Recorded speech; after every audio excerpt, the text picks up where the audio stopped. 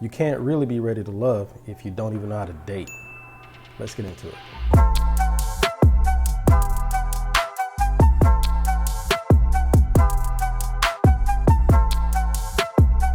What up, y'all? I'm Christopher Markland, and welcome to my review/analysis of episode 3 for season 4 of Ready to Love. As usual, I don't just come out here and just tell you the same thing line by line and scene by scene of the same damn show that we've already seen. Instead, what I do is I use the situations on the show, the people on the show, and just use those as examples and scenarios when it comes to dating in this modern era. So if you like how I'm doing what I'm doing, please make sure you like this channel, make sure you subscribe, and please share this channel with a friend. Let them know what I'm doing over here. All right. Now, shout out to Mo Glaspie for helping me understand the season numbering. I mean, she broke it down for me. Y'all see right there. It makes sense. It's kind of like Law and Order. You have the original Law and Order, and then you have all of the spin-off shows. So it makes sense that based on that, the Law and Order Lost Resort is essentially it's a spin-off show. So that's season 1 of that. And then you have seasons 1, 2, 3, and where we are right now, season 4. I get it. It makes sense. Shout out to Mo again. I appreciate that. Yo, let's get into this review. I had the men right to myself. Why I got y'all? What was up with last night? Why was I in the bottom?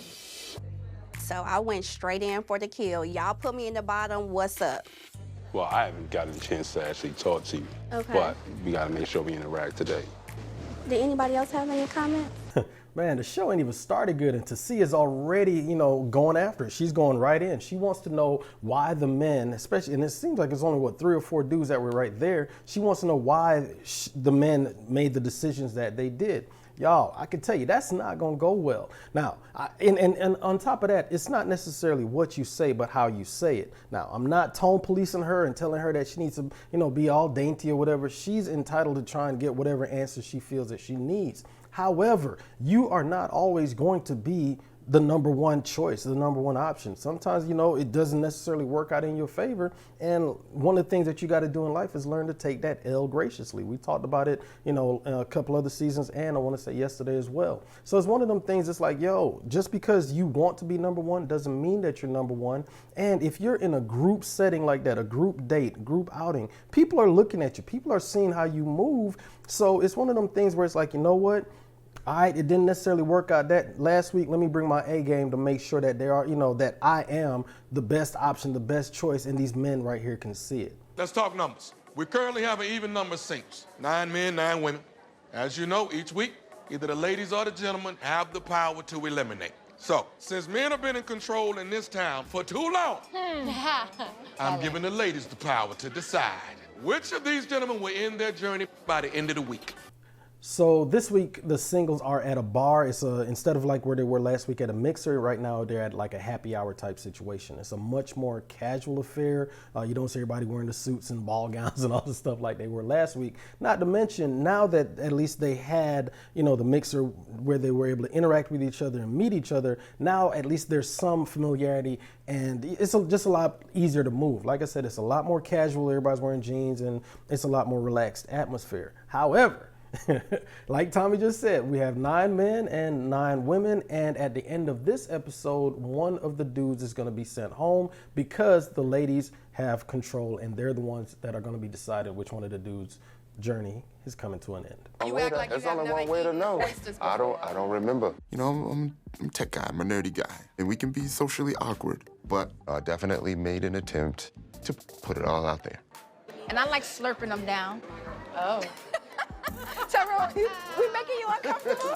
You've got to be aware of your shortcomings. Like Tyrone just said, he knows that he's a nerd. He knows that he's socially awkward. However, like he just said as well, he's going to be going all in. He's going to be stepping out of his comfort zone and saying, hey, I'm on this show. I know that this format isn't typical of dating. You don't always go out with 10 women competing against 9 other men. So we obviously know that this is not your typical dating scenario. However, if this is the format that you choose to be in because you're looking for a significant other, you're looking for love, then you, like you said, you got to go all in.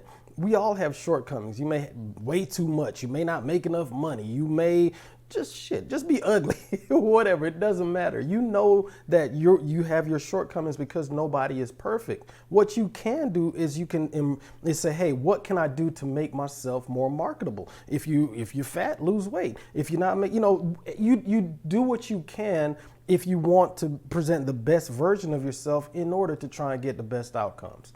So how was your evening? How do you feel about how everything's been? Today I'm looking to follow up, kind of getting more into like your hobbies.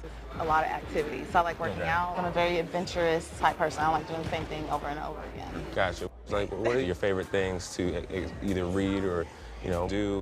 Follow up. Man, that is truly corporate speak. It's kind of like, let's circle back to that or put a pin in that. I mean, he might as well just started the interview, the date by saying, per our last conversation, it's like, yo, a date is not an interview. I get it. You are there to learn about that person, to get information about that person. So of course, you're going to have to ask questions, but you don't just ask the questions in a manner like he just did. Now he asked, what are you into? What are your hobbies? What are the things you like? She answered the question by saying, hey, I'm adventurous. I like to work out. And instead of him following up with some, oh, for real, well, what do you like to work out? What kind of workout do you do? Or maybe yoga, do you weight training, whatever, or adventurous how? You like to rock climb? Do you like to go surfing? I don't know, any number of things in order to really just get start the conversation, build that rapport. Instead, he just goes right on to the next question that really ain't got nothing to do with the answer she gave. He's asking, so what books have you read? What the hell does that have to do with being adventurous or, working out? It doesn't make sense. It's one of the things, like I said, you want to get that information. However, there are better ways of doing it than just staccato, asking questions. You just don't have to do that. I spoke to him at the mansion before, and it was very interview-like questions, and the second time, it was very interview-like questions. You had to cook one meal to lock your man down. So that was a turnoff for me. She's 100% right. That is a turnoff because you have somebody who's basically a stranger asking you a bunch of essentially personal questions. And it's really an impersonal way of asking those questions like, so this, so that, so this, so that, so this, so that. So you're giving all this information up about yourself, and because they're asking the questions, they're not even volunteering information about them, so that way it can be a give and take. It feels very invasive because, like I said, they are essentially a stranger. You're on a date to get to know that person just like they are there to get to know you. So if you're interviewing them, then it already feels unbalanced because someone has the position of authority, someone seems to have control, and you're just relegated to answering their questions instead of it being a give and take where you both can learn each other and potentially grow together. So it's too early to ask this. So I'm not even gonna ask. No. What's your credit score? Wow. For me, a healthy relationship is similar to a stool. You have the legs of sex, communication, and finances, and they are supporting a base of trust. If any one of those things is out of balance, then the relationship, just like a two-legged stool, is not going to stand. Neither is a relationship that doesn't have those three components. It's not balanced. Now, I understand finances are important. However, Camille needs to be focused more on the communication piece. Think about it. She has an opportunity right there, one-on-one, in order to have this conversation and get to know him, not just what his money situation looks like, but get to know him. Hey, what about this? Like we just talked about, building that rapport, not interviewing him. So what's your credit score? Oh, 750. Okay, you qualified. I mean, come on. You get to know that person. You know their sense of humor. They get to know yours. You know where they're from, et cetera, et cetera. She needs to take advantage and use a communication, like I said, and not necessarily worry at this juncture, which is essentially their first date, about what his credit score is. Women, we don't like our hair being touched. I mean, I like it being grabbed, but I don't like it being touched. I'm an alpha female. I'm a Leo. I'm not scared to talk to a man. I'm gonna go up to him and I'm gonna tell him what I want, whether that's I like you, whether that's I wanna pursue you, I wanna date you. That's just me. I enjoy going after a man. Another alpha female. Anyway, I'll get into all that in a minute. However, Courtney is definitely assertive, and she is acutely aware of her power. That is the power of her femininity. And she knows how to use that. Well, I don't want to say use that, but she knows how to use that to her advantage when it comes to dealing with Cornelius. However, one of the things that you cannot deny is she is giving away all of the right cues. Hell, even Stevie Wonder can see that there is an attraction there, right? If you notice, she has her body turned towards him. She's making physical contact. She's even going as far as playing with her hair, putting her head on his shoulder, all of those things, all of those cues that she's giving him, it lets him know that, hey, this woman is interested in me. And that's because Courtney knows how to do this. I've always said that pretty people don't just wake up being pretty. You know that you are prettier than your peers, prettier than the rest early on, because even as a child, people are, oh, you're so pretty, blah, blah, blah. And as you get older, you understand that, okay, I am more attractive. You see that, oh man, okay, that's a booger wolf over there. I know that I'm above them. If you're a man, you know that, all right, you know, the physique, I should say, you know all of those things. Courtney didn't just wake up yesterday and realize, hey, I'm pretty. She's known that, and she's known, and as such, she knows how to use that to her advantage. Now, you can see that right there in how she's interacting with Cornelius, in that she's pretty much dictating how he moves, if you will. Cornelius, you just switch your love language, baby. I'm trying to touch on you. That's it. You get massages? Massages, I got you. We're gonna work it out. I'm gonna work you out. Yeah. I need to touch something else, too. Is my hand okay being on your leg? No, you good. Yeah, you good. Unlike a lot of other women, Courtney doesn't lead with sex. However, she knows the power of her sex, right? Now, as I've said it before, women control the wop, men control the walk. And in that control, Courtney definitely wields it to her advantage. Now, if you've noticed that there's certain ways, let me go back. She calls herself an alpha female. And usually alpha females either attract or are attracted to beta males. And the only thing with that is, after a while, those same alpha females kind of get bored with the beta male because, quite honestly, it's not much of a challenge. And you kind of see that here. I'm not calling Cornelius a beta male, but by definition, if she's an alpha female, you can't necessarily have two alphas, right? Just saying. So from what we see with Courtney, she knows the power that she has. And, you know, even though she, like I said, she doesn't lead with sex, but she does know how to make innuendos such as, you know, you're going to smack my ass or you're going to pull my hair, just little things like that. And whenever she does that, it always seems to throw Cornelius off balance. You see him kind of that big old grin where he's kind of embarrassed. He starts blushing and he looks away and holds the bridge of his nose, all of that. Courtney sees this and she sees that, okay, if I push here, he's going to move there. If I push here, he'll move here, because he doesn't say, okay, now hold on. Hey, man, you know, he hasn't said anything to say, okay, you know what? Let me assert myself. If you notice in all of their conversations, and let me drop my reality show disclaimer. I know this is a reality show and it is produced to give us the results that the producers want us to see. In other words, they're going to take this here, snip that there, do this, do that, stir it all together, and boom, Ready to Love episode 3. I get it. Now, going off of what we see on the screen as it's presented to us, what I've seen so far is in all of their interactions, Courtney is doing most of the talking. Don't get me wrong. Cornelius asks a question and he'll speak up and, you know, they'll have a give and take. But for the most part, Courtney is doing most of the talking and she is leading the conversations. She may not be like asking him questions like we just talked about with interviews. However, she is steering the conversation essentially where she wants it to go based on the answers that she gives or the innuendos that she uses to kind of throw Cornelius off balance. It's really a really sexy place to just kind of... Oh, this is sexy. Especially when you all grown and sexy. Yeah, I'm definitely grown and sexy. Yes. When you walk in the door, I peeped your dress because I was watching it. I was like, I would definitely enjoy that. Bruh.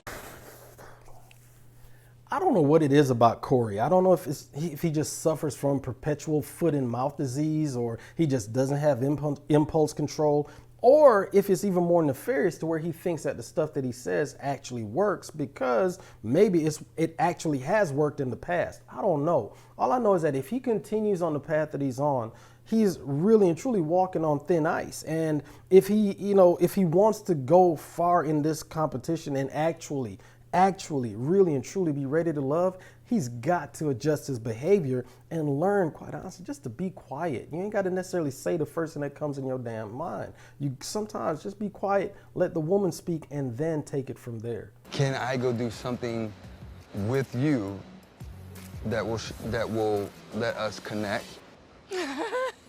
I don't think Corey has any game. I'm not trying to bash him or talk about, I just didn't appreciate his approach. Pump your brakes, shorty. Like, let's talk. Sabrina is 100% spot on with her assessment of Corey and his lack of game. Now, I'm sure you may have heard of like wealthy parents with young kids and they give their kids everything, especially wealthy parents who worked hard in their first generation wealth, meaning they've invented a product and taken it to market or have a service that's gotten them to the point where they have a lot of money. So they know the power of hard work. They know the pain of sacrifice. So what they try to do is to make sure their kids don't have that pain at all. So they give them everything they want.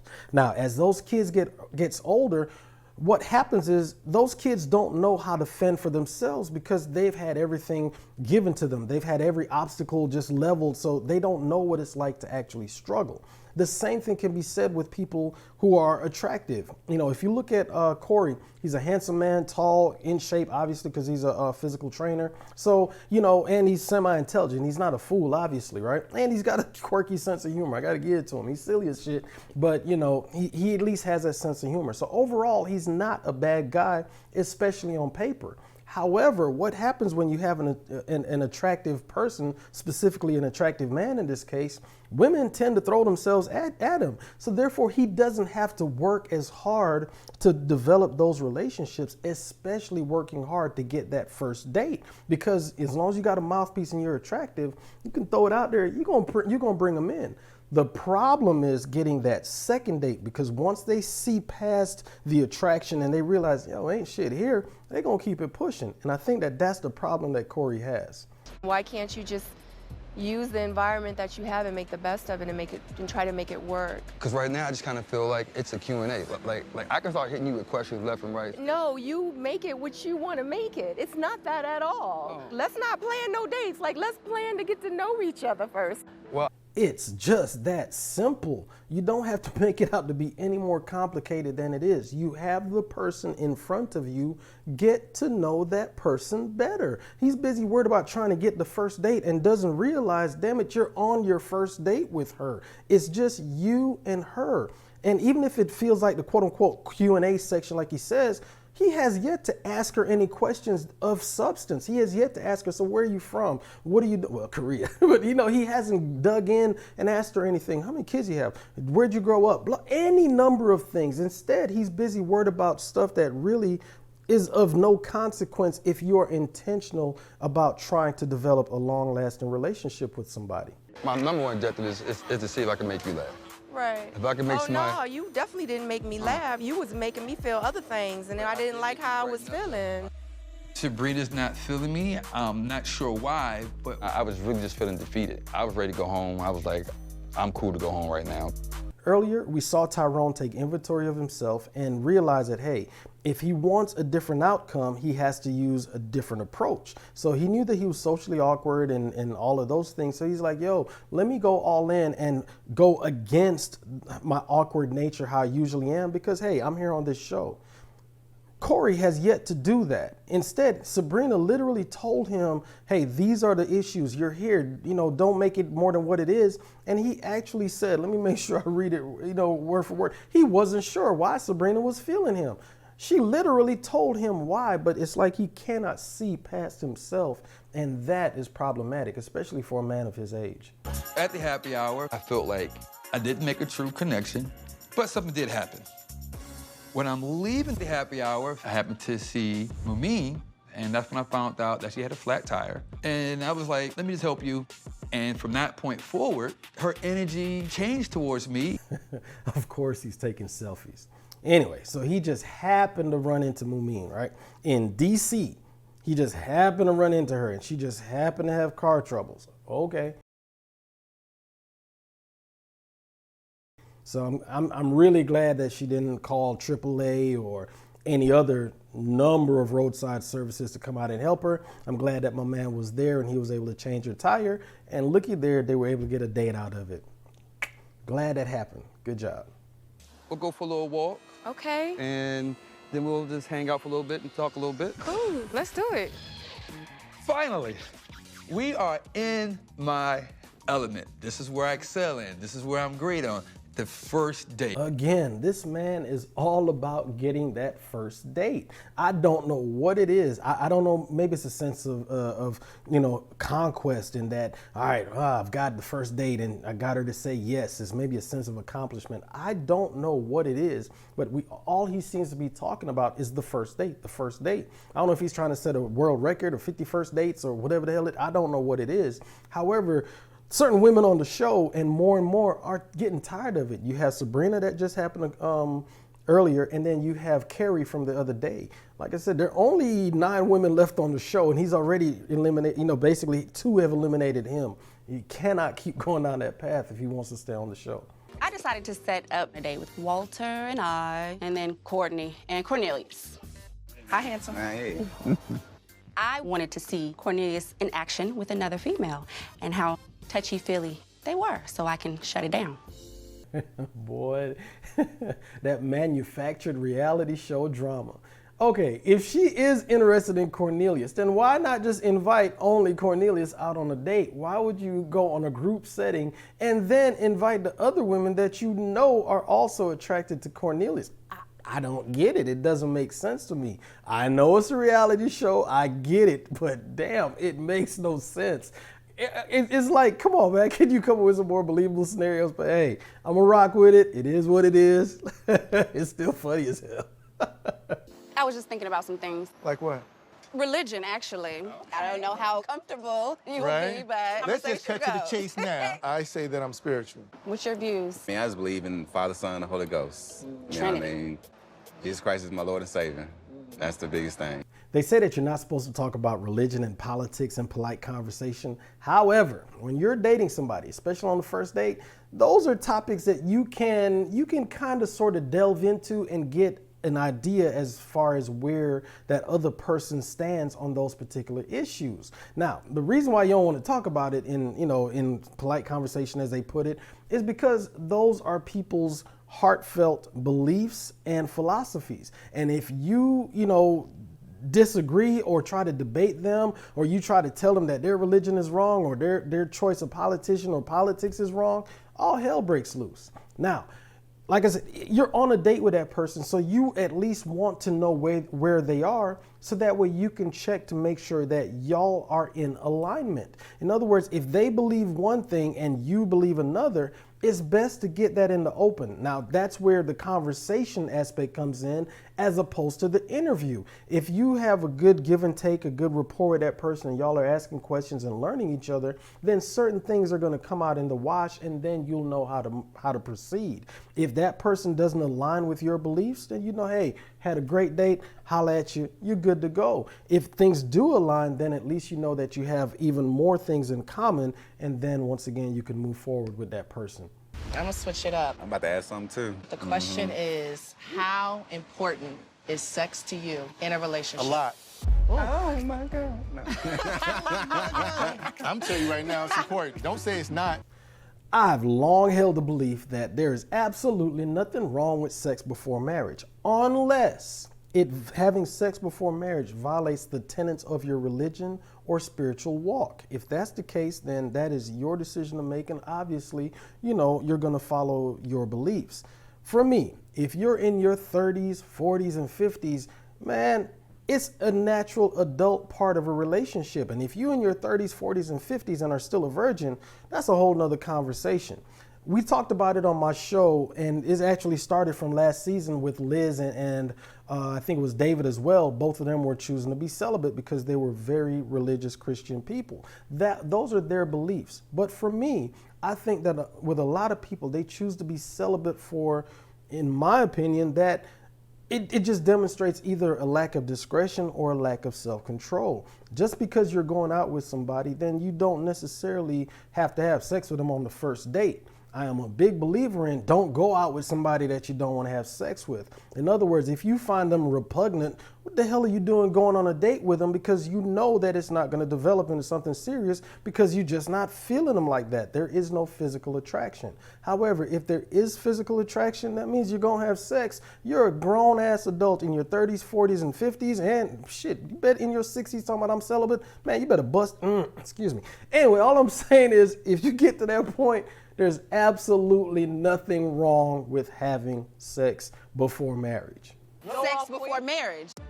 Oh, yeah, I was about to test ask what that. it's going on before you get married? I'm gonna say that is my preference because You said is your preference? it is my preference. I'm gonna take it a step further. If the sex isn't good, Oh, no. It don't work. It's not gonna work. And Good sex, bad sex. Hey, those are all different benchmarks. We all like what we like and we know what we don't like. So that's definitely up for interpretation. However, I like the fact that Walter acknowledged up front in front of God and everybody else in front of him that sex is important to him. There are so many people, especially on the first dates, that want to play coy. Well, I don't know, sex. Man, shit, sex is important. Sex, especially, again, if you're in your 30s, your 40s, your 50s, damn sure in your 60s, and God bless you if you're in your 70s, sex is important. If you blessed to have it, have it. Have it. And don't let nobody tell you otherwise. Oh my gosh. He's a little freak. And actually, Courtney was the same. in an ideal world, you should wait. I really do question Camille's maturity, and her facial expressions get on my damn nerves. But I'm gonna get into that later on. One thing I don't understand is she's 42 years old, so she should understand the power of sex, and more importantly, the fact that men like sex. And for her to call Walter a freak is whatever the hell that means. To me, I stop and think about it. Walter, we all know his story. I'm not sure if he shared it with Camille, so I'll give her, the benefit of the doubt on this one. But if Walter knows that he was in a long-term committed relationship to one woman, and right after they got married, she passed away. So he knows not only his mortality, but he knows that tomorrow is not promised. So if you're able to find somebody that you connect with and can engage in all aspects of intimacy, be it physical or just, the romantic, knowing that you have your partner there by your side, you are going to want to take full advantage of that, especially, like I said, someone coming from Walter's position who knows how like I said, tomorrow's not promised. So I understand where Camille's coming from. Once again, if that's not her beliefs, if that's not her walk in what she wants, so be it. But if that's how you feel, then that's how you feel. But don't be judging somebody and calling them freaky because they are an adult. My man's in his 40s. Ain't nothing wrong with that. I consider myself a sexual person. Right. So, sex is important to me. It's a part of intimacy. It's a part of, bonding with your partner. Like, you need to tell me we're sitting at dinner and I can't just go like this. No, you can do that. What Courtney said is precisely how I feel about having sex before marriage.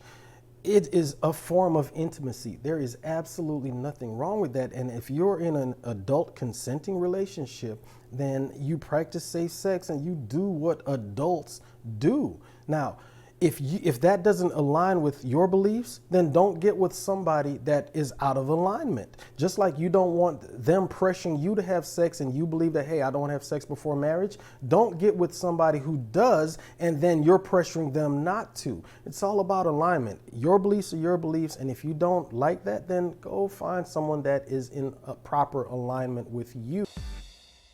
No, she cannot now. She can do that. No, she cannot. She can. They can do that. We can do the touch. We can touch. That's fine. No, she cannot. But no, okay. Well, That's a good platform. I'm just going to dip my little throat. This is essentially their first date. I get it. It may be a group date, but it's a date nonetheless. Now, it seems to me like from what I've seen, her and Cornelius really haven't had much of an interaction outside of when they first met each other at the mixer. So it's kind of odd to me that she's basically telling this dude, no, you can't tell him what he can and can't do with another woman that he's interacting with. It's kind of, it just throws me off a little bit. In fact, they got a word for that.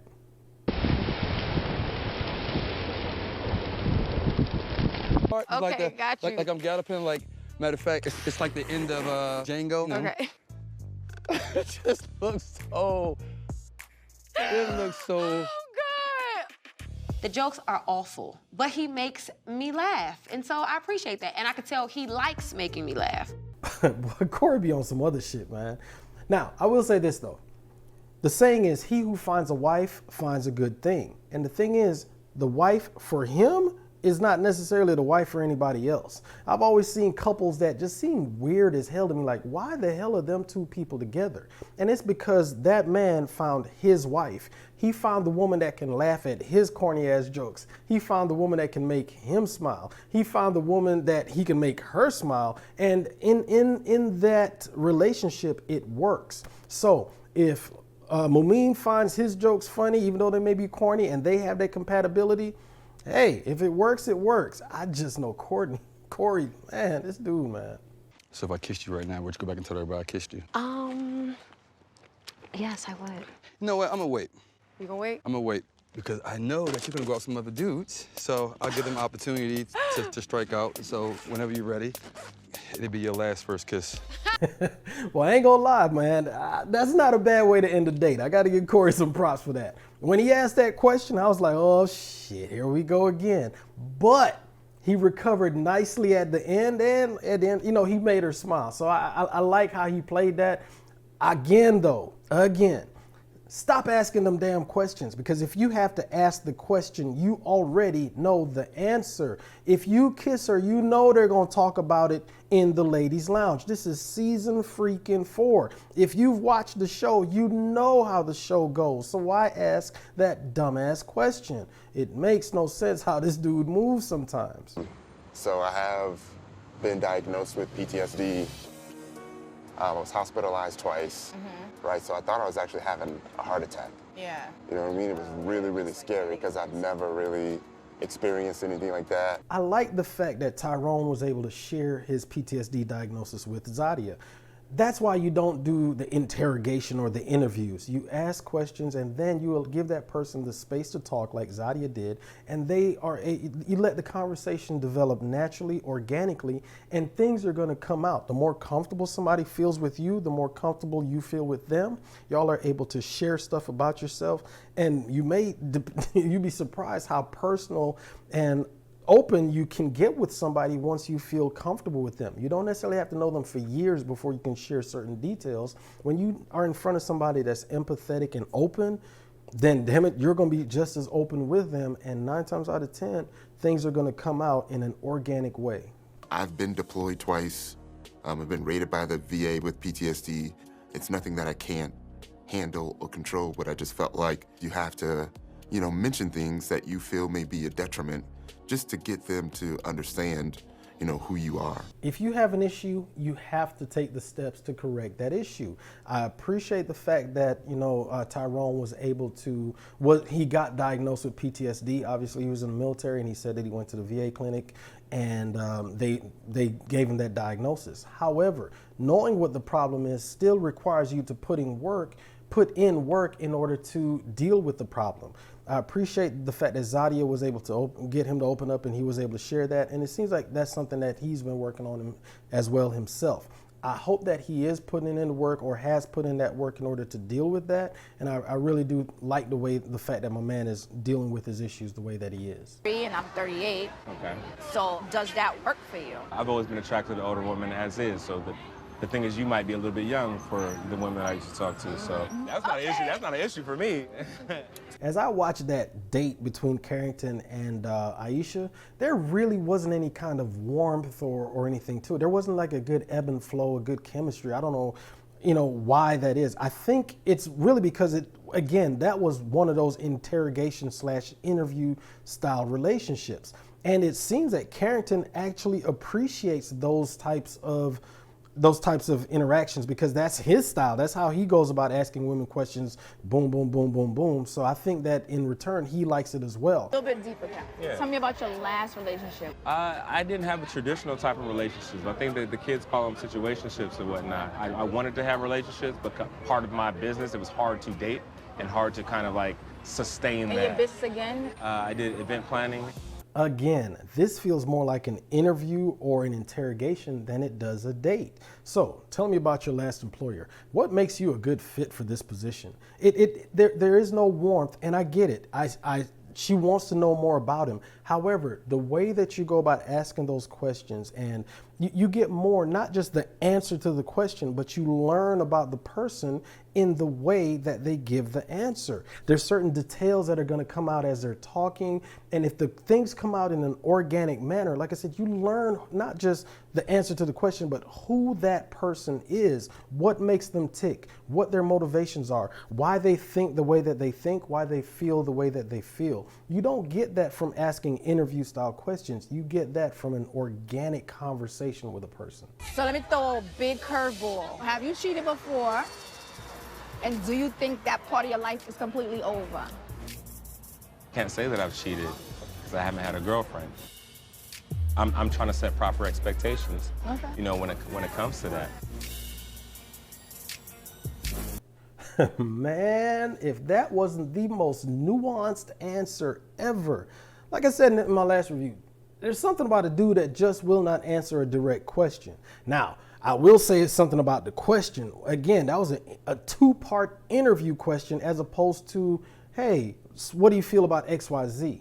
And the answer to the question, plain and simple, is a no. But the way he answered it seemed to be so squirmy, I guess is the best way to put it, into where no matter how you look at it, he's not wrong and he's not lying. Instead of it just being, hey, have you cheated on somebody? No. Now, then, no, I didn't cheat on him. However, I will say this, I wasn't really in any serious relationships. In other words, you answer the question and then you can fill in the details. But the way he answered it was damn near like that of a politician. And nobody likes having a conversation with a politician because you cannot trust their answer because it seems to be so rehearsed and just not genuine. You can't cheat if you're not in a relationship. It rubbed me a little wrong, but he know how to talk. He know how to talk his way out of the paper bag. All right, so let's turn the tables. What you want to ask me? I want to know about your last relationship. Aisha is a hair salon owner, and people like her, people like barbers and bartenders, things like that interact with the public and who have people that just come up and start talking to them, share things with them. They tend to learn how to read people fairly quickly because they interact with so many different people, so many different personality types. And, after a while, you can kind of sort of see the same patterns of behavior within certain types of people. So it makes sense that Aisha could read Carrington the way that she did because she knows how to read people based on her line of work. At least that's my analysis of it. So, and also something from I picked up as well. She was in control of the interview, the date from damn near the moment that Carrington sat down. She was the one that started asking all the questions. She was in control of the entire proceeding. It wasn't a matter of them being on an equal footing. And as I watch it, you can see the fact that she is older and more dominant than he was just from that short interaction between the two. I was with my ex-husband from 19 to 31. Okay. I don't want to come to anybody broken, so I went to therapy. I had to then also make sure my children got therapy. This is my vulnerable. I'm here for it. It's okay, take your time with it. Take your time. Now it kind of makes sense the way that she took control of the date the way that she did. If you are trying to protect yourself and also protect your kids, then sometimes, what you have to do is you have to go on the offense in order to make sure that there's a barrier between you and the person. Now, for me, I know that she's went through therapy like she said. However, just looking at that display of emotion that she just did in regards to her kids would give me and most men who want to be with her, it would kind of give you pause because you're not just trying to get with her, you're also basically auditioning for the part of a stepfather. And that in and of itself is going to present a whole new set of issues. And based on her reaction right there, it would kind of make you stop and say, okay, let's play this thing real slow moving forward. My kids is my everything. Take your time. It's okay. Take your time. It's all right. Aisha got really emotional when she was talking about her kids. It definitely struck a chord with me that I had to take myself back. Instead of always trying to, wanting to help and assist, I think this was my opportunity to listen. There is no doubt that she loves her kids. We see how emotional she gets about her kids. Her kids are her life, and absolutely that is the way it should be. Have no issue with that. Now, we don't know how old her children are, and we really don't know if it's male, females, how many. We don't know any of that situation. What it is for me, and this is what you have got to take into account when you're dating in your 30s, 40s on up, is that the person that you're interested in 9 times out of 10 is going to have kids. And when you're pursuing that person or that person is pursuing you, then they are not just trying to be your husband or your wife, they are also going to be a step parent for your children. And that presents its own set of circumstances that have got to be dealt with during the dating process. I'm in no way, shape, manner, or form knocking her as a single mom, not knocking anybody, any single parents that are raising their kids. What I am saying is that if you are dating that person that has children, then you have got to account for the fact that there's going to be another biological parent. You've got to account for the fact that those kids are their own individual, unique people as well. And there are different things that have got to be, accounted for, like I said. So her being emotional about her kids, saying that her kids are her all, then if her kids are her all, then how much is she going to have left for the man that's interested in her? How much is she going to carve out for him? And then how much is she going to have left for the kids? It's one of those things that as men, we listen to stuff like that and be like, okay, I see you love your kids and all, but what about me? Therapy in our community is not looked at as a positive thing. But I had to figure me out. That long, a decade and some change with one person, and then when it starts to unravel, you unravel too. So for what made sense for me, get me right mentally, get my children right mentally, and I did it, so I'm proud of me. Man, y'all know she is speaking my language when it comes to getting therapy before you engage in new relationships after you've ended an old one. I especially like the fact that she said she went and got therapy for her kids. As annoying as kids are, y'all know I got one. As annoying as let me stop.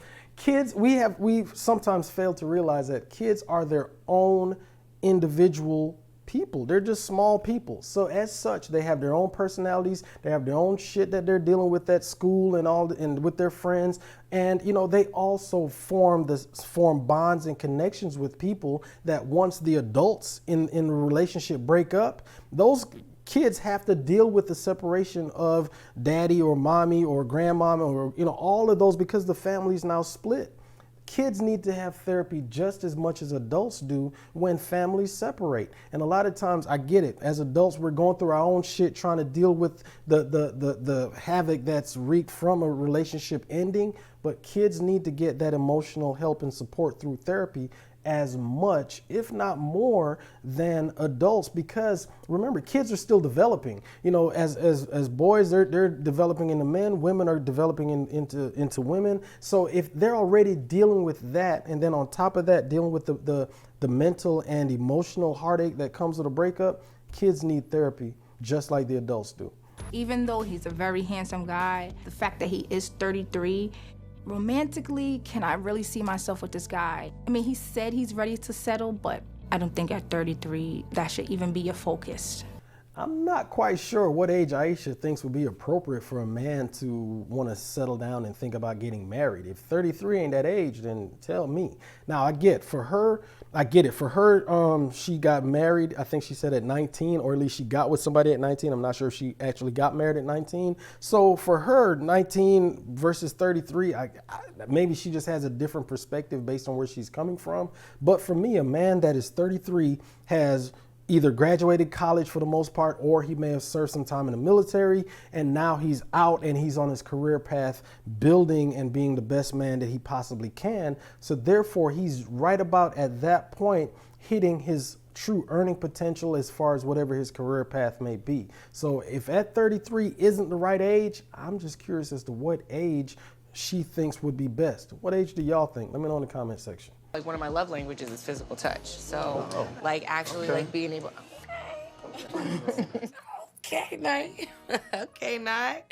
It was like, that to me said, he's very responsive. And it really spoke to me. I was like, okay, that was very nice, That's really good. So here we have yet another group date. Now, this one seems to be a little bit different. You know, there's a lot more, I won't say a lot more, but there are more people there.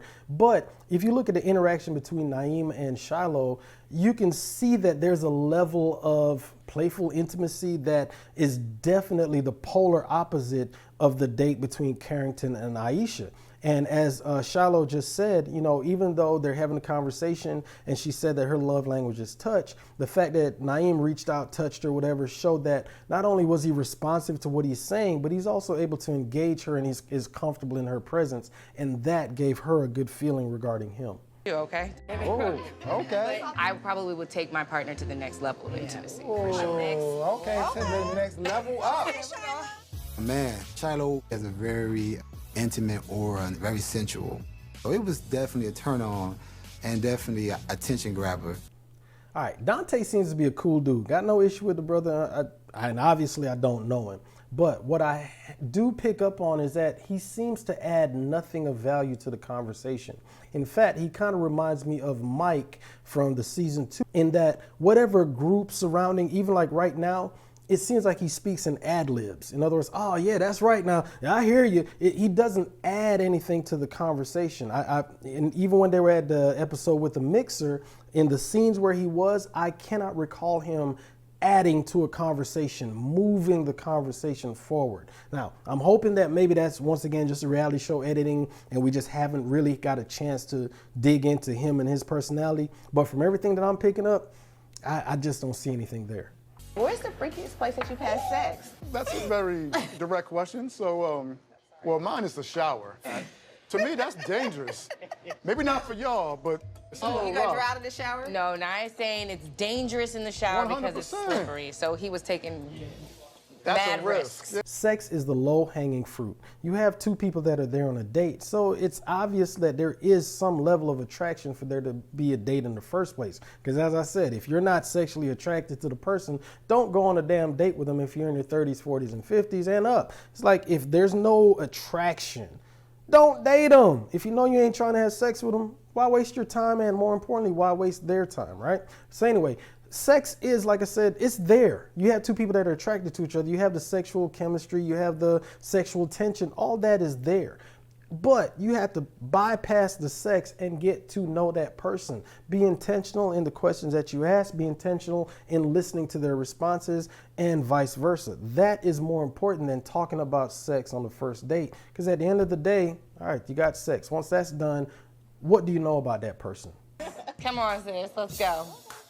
I don't really feel comfortable, you know, talking about what I was doing and who I was doing it with. The only people need to know that is me and the man that was doing it. Whoever find me is gonna be real lucky, okay? Honestly, I'm really ready. Flirting is cool on the first date. I mean, you got the sexual tension, all that. That's cool and all. However, I 100% agree with Tasia on this one. It's one of those things where we are in such an open society, and if you turn on any number of social media websites, whatever the case may be, somebody is talking about their business, whether they're, you know, blabbing information about their, what they call it, entanglements, or you got somebody posting a picture of them twerking, whatever the case may be. There is nothing that is held back. Everybody knows everything about everybody else. So if you are intimate with somebody, discretion and keeping that shit to yourself is what it's all about. Nobody needs to know your business besides you and the person or persons that you are interacting with. Outside of that, you don't need to be talking about it, especially on a first damn date and you don't really know these people. Okay, you're interested in one person, then you have that conversation, get to know that person, and then once it gets to that point, then you can have more sexual conversations. Wait. 1, 2, 3, 4. All right, I'm missing one. Yeah, Aisha got in a car accident. Hey. I just had a car accident. What? I was about to roll over this and make me if I didn't stop. Are you okay? Are you okay right now? I'm on the side of the road. Oh. If it involves a car messing up, be it a flat tire or almost being involved in an accident or being in an accident, whichever one, Mumin is your go-to person. That's who either she's involved or somebody's going to call her and let her know. They're not going to call the producers. They're not going to call Tommy. They're going to call her and say, hey, I'm involved in a car accident, so that way she can relay that information. Hell, she even said it herself. It's like, man, something involving cars, it's me. I get it. But at the end of the day, I'm glad that it seems like Aisha's all right. Hopefully she'll be able to rejoin the show, and we can keep it moving from there. I want two of you to take these men out, lay down your logic, and tell one of them that their journey is over. Be respectful, because next week, me ain't got the power to eliminate. Well, we've reached the end of the show, and just like previous seasons where all of the women gather together in what Tommy calls his ladies' lounge, they all get together and they discuss as far as the dates with the men, the different interactions, the things that they have seen, the things that they've been witness to as when it comes to the men. And then of course they make their decision as far as which one of the men is ultimately going to be sent home. So we have 2 men this week that are going to be on the chopping block, and those 2, their journeys will be coming to an end. My next date is surprisingly with Tasia. I was asked out on a date by Camille. So the 2 men who are going to be eliminated this week are going to be Courtney and, surprise, surprise, surprise, Corey. I mean, think about it, y'all. We all saw this one coming. This dude has, from the very moment that we've seen him on the show, has not formed any real connections. In fact, he's actually pushing the majority of, well, I won't say the majority, but a good group, a good number of the women away. So this is one of the things where I am not surprised that it's come down to obviously Corey, and to a less extent, I'm honestly not surprised when it comes down to Carrington as well. It's quite unfortunate, but whatever. Apparently, I'm just not ready to love. There was mad love to give, and I just didn't feel like I had the opportunity. If that's what it is, I don't think this process was meant for me. If you're asking me if I'm ready to love, I've been ready to love. I just think that it's going to take a different type of person to be with someone like me. So Carrington's journey has come to an end, and for a second there, he reminded me of somebody else. Anyway, so now with Carrington gone, and God knows Corey has survived yet again for another week, we are now down to 9 women and 8 men remaining on the show. As I talked about at the very beginning and throughout the show, it seems like a lot of people don't know how to date. Now, there are a lot of things, especially in our 30s, 40s, and 50s, because that's, you know, at the point of this life in our lives where it's like, yo, what are we trying to do? Because hell, ain't nobody wants to die alone. I'm just saying. So we're going to be talking about that on my show this week. We're going to be doing another Hump Day broadcast on Wednesday, and on the show Wednesday, the CM show Wednesday, we're going to be talking about, do you know how to date? We're going to be talking about a couple of things that we saw here in the show, but also just my interactions with other people when it comes to dating and finding love. So if you haven't already did so, please make sure you like, subscribe, that way you're notified whenever I do go live. Also, I'm going to be going live on both Facebook and Instagram, so whichever platform you're on, you can log into the CM show there. It is an interactive show, so if you wish to call in and, you know, if you want to cuss me out because you think I'm on point or you think I'm just full of shit, whatever, but if you think I'm on point, either way, you can call in via Zoom and we'll have that conversation together. Please make sure you follow me on my socials. Follow me on Twitter, because I do live tweet throughout each episode as it's aired. You can follow me on Twitter at author_Chris M. You can also follow me on Instagram, which is going to be at Christopher_Markland. And you can follow me on Facebook. Like I said, I'm going to be going live on Facebook as well. But you can follow me on Facebook at author Christopher Markland. All 3 of those socials, please make sure you like, follow, subscribe, all of that good stuff. Now, y'all let me know what you think of my review/analysis. Do you agree in that Courtney should have been the one sent home, or do you think it should have been Corey? Which one of the ladies do you think is going to be sent home next week? Y'all let me know in the comments section, because I really want to hear what you think. Well, you know what? I kind of have an idea as to who I would like to see go home, but we're going to see how it plays out next week. Speaking of next week, y'all, I will be here next week to give y'all another review. Like I said, I do live tweet. So please, y'all have a good week. Y'all stay determined.